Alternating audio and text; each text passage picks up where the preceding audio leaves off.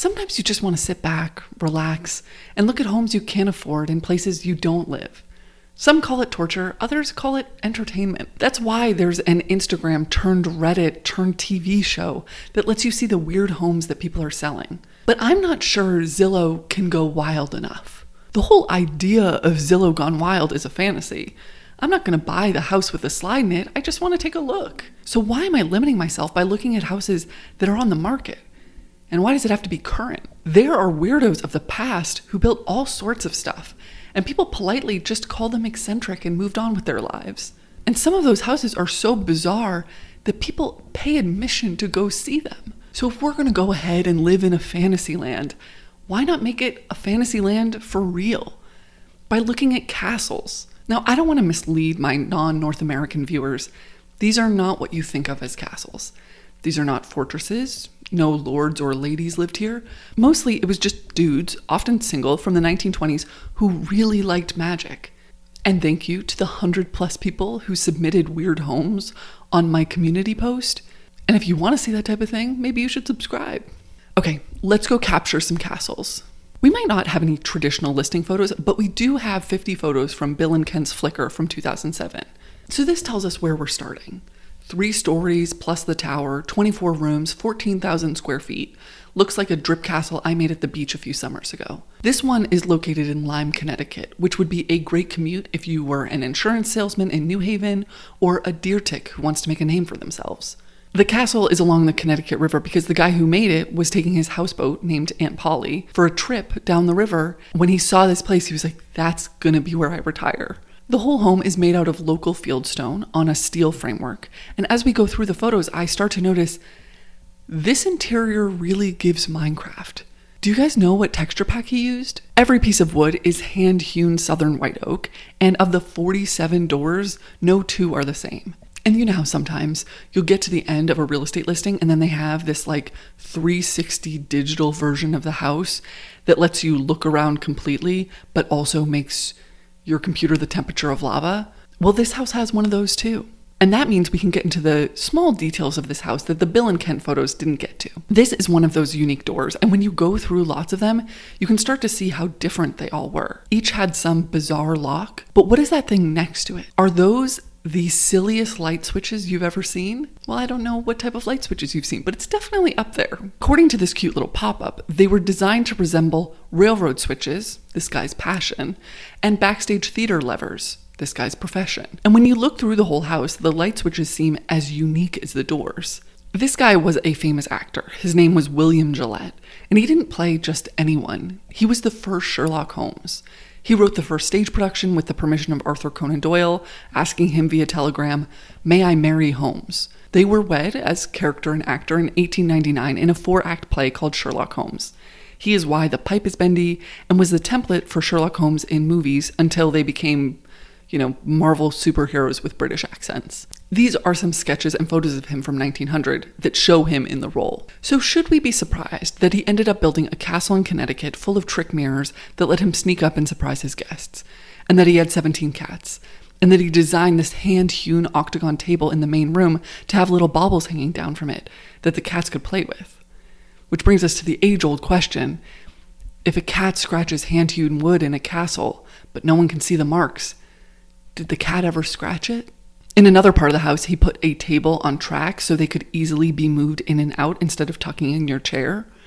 And if he went through the trouble of putting a table on tracks, do you think he wouldn't have tried to put a train on tracks too? Because in this property is a 3-mile loop of train tracks, which he previously had a miniature train that he could ride on. Albert Einstein rode on it.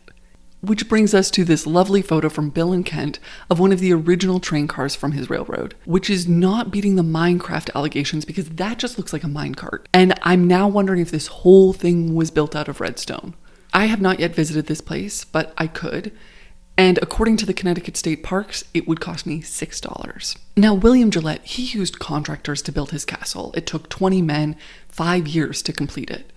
The next castle used one guy, and it took 28 years, including a relocation, which meant he moved 150 tons of stone with a car and a trailer. So let's start with the tour. And thank you to Flickr user Matthew Dillon, who visited in 2019 and took really good photos. You know it's going to be a good castle when the entrance starts with a sign that says, "You will be seeing unusual accomplishment."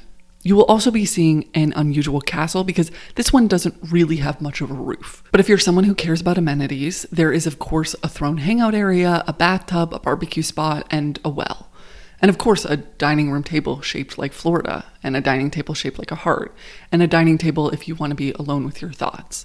And if you feel like you need a bit more sun coverage, you can of course enjoy the roofed castle, which stores the tools that feel very Texas Chainsaw Massacre, and a bed situation that is totally cool and not scary at all. Now that bed looks kind of small to me. I'm not sure I could fit, let alone balance. So who was the guy who made this and could balance like that? That would be Edward Leedskalnin. And the press at the time was obsessed with how small he was. Like height and weight published in the newspaper. But they just wanted to point out that this smaller guy could move these gigantic stones. Some people online are now saying it was magic, magnetic powers, telekinesis, aliens, that Edward had somehow unlocked. But back in 1944, people did seem to understand how simple machines worked. It's a winch! Burn her! He spent all of his time sculpting and moving stones around with ropes and pulleys and winches, and I am not trying to disparage his strength and skill. This dude was clearly yoked, but the stone he was using was oolite limestone, which is pretty porous. So although, of course, it's very heavy, and this is all insane, it is less heavy than other types of limestone, and then other types of stone might be. But if you think building a stone castle was his only hobby, you'd unfortunately be wrong, because he also wrote books. And those books have bits of wisdom like, children should not be encouraged to smile too much. Smiling in due time will produce creases in the sides of their mouths. It would be better to save the smiles till they are grown up. That is clearly written by a guy who is totally fine, had a great childhood, and will be taking no further questions. Glad I didn't spend any smiles in my childhood. Means I can really enjoy that joke. And of his philosophies and statements in his book, that is probably the most harmless thing, so I think we'll just stay there and move on. So for fantasy real estate, I think this one would be a pass for me to live in. It's got good square footage, but it's very open air. And there's only one bedroom, and it's this. I think I'd like my make-believe castle to be a bit more make-believe and less Flintstones cosplay. You can visit Coral Castle. Adult entry is $25. Children 5 to 12 is $10. And don't worry, he's long dead, so the children can smile as much as they want. Now we're heading to Doylestown, Pennsylvania, which, if that sounds familiar, it's because in the movie The Brutalist, that's where Laszlo Toth built his church/community center/fake brutalist building. But it turns out there was a real guy building something even more nonsensical with concrete 40 years earlier, and I think I like his building more. This is Fonthill Castle, 44 rooms, 32 stairwells, 18 fireplaces, 200 windows, and for the more practical, there are 5 bedrooms and 10 bathrooms. The perfect ratio.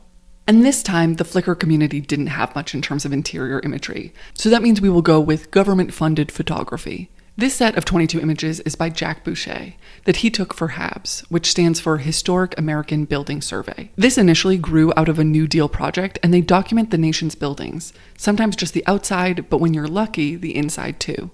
Over 40,000 historical structures have been documented because of HABS. And although these photos are all in black and white, Jack Boucher did photograph places in color, like this bathhouse in Hot Springs, Arkansas.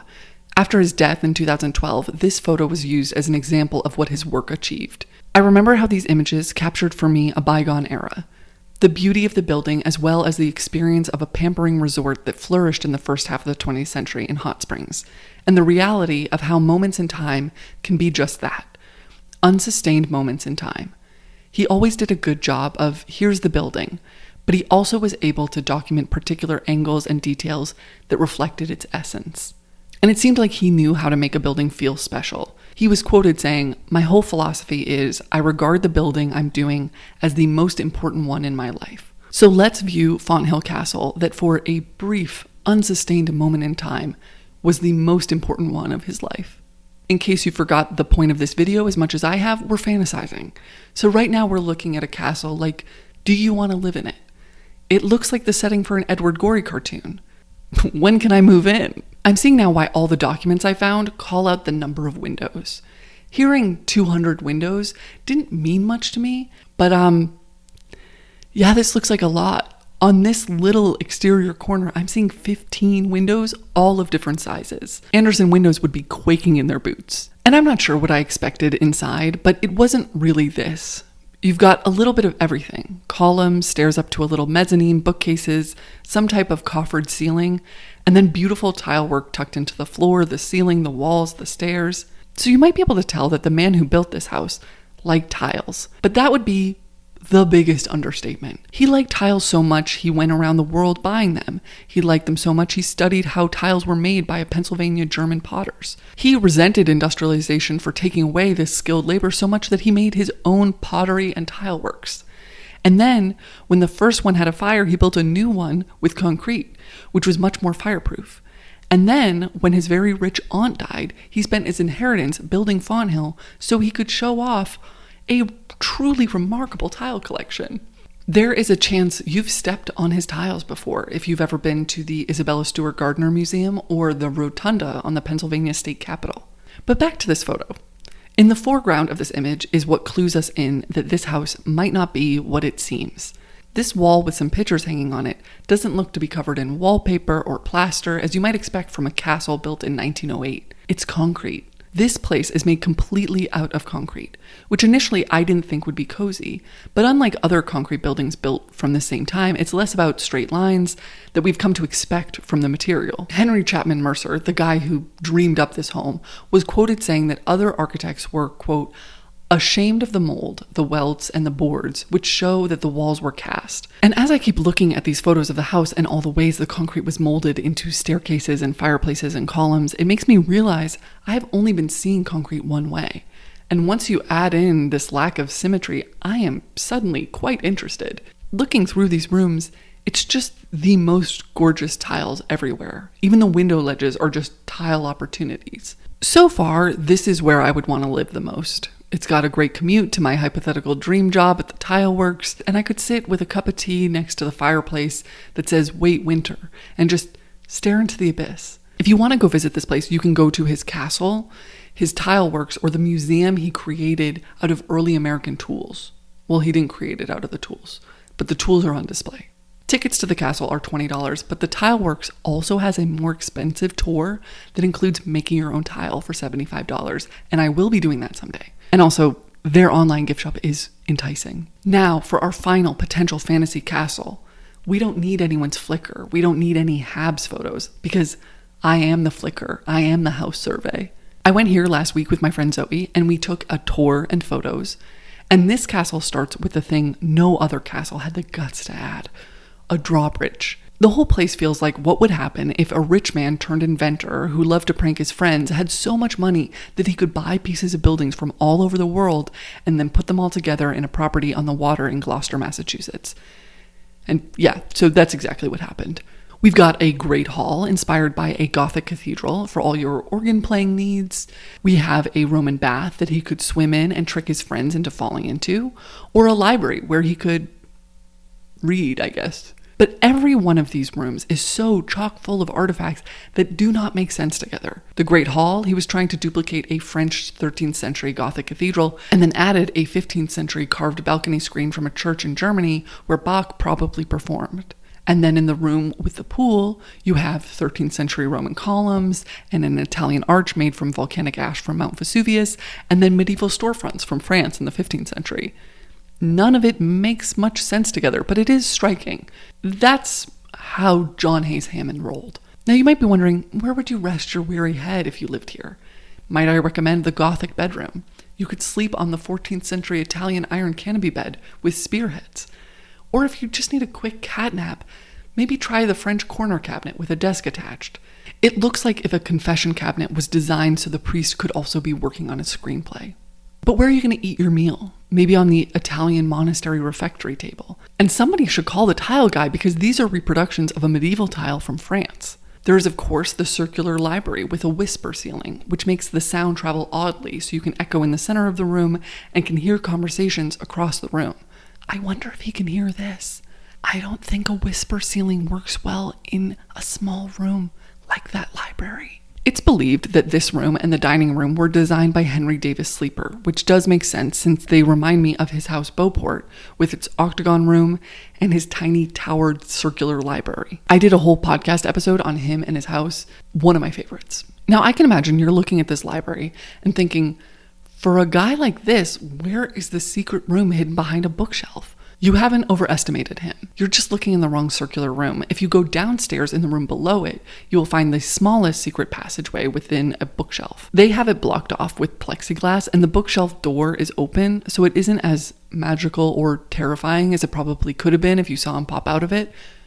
But I do find it funny that anytime you wanted to use the secret passage to get a bottle of wine, you would have had to get on your hands and knees and crawl. Now, you might think that seeing this castle in person would make me even more eager to live in one. But honestly, it might have turned me off the whole thing. Nearly every staircase in Hammond Castle is very narrow and very spiral. This place also has way more sarcophaguses than I want in a home I live in. I think my personal number is about 0. And then I just think about the upkeep and living in a place this big. Imagine you're about to leave the house and you realize you forgot your greaves. You're going to have to clomp all the way up the spiral staircase, and good luck coming down feet first in full armor. Hammond Castle tickets are $20, and they really do let you explore the place. So if you've ever wanted a photo in front of a 15th century French butchery, I think this might be a rare opportunity. So these all were some great castles. I'm not sure I'm going to put in an offer on any of them, partially because they're museums that are not for sale, and partially because I don't have castle money, and I don't like pulling pranks on my friends, so what would be the point? If you are ready to move into one of these, let me know in the comments which one. Thank you all for watching this video. For my bonus video this month that you can get on Patreon or on YouTube as like a member, I'm thinking about making a fake stained glass window with tissue paper that I can put in the windows for parties. Let me know if you'd like to see that. Okay, bye.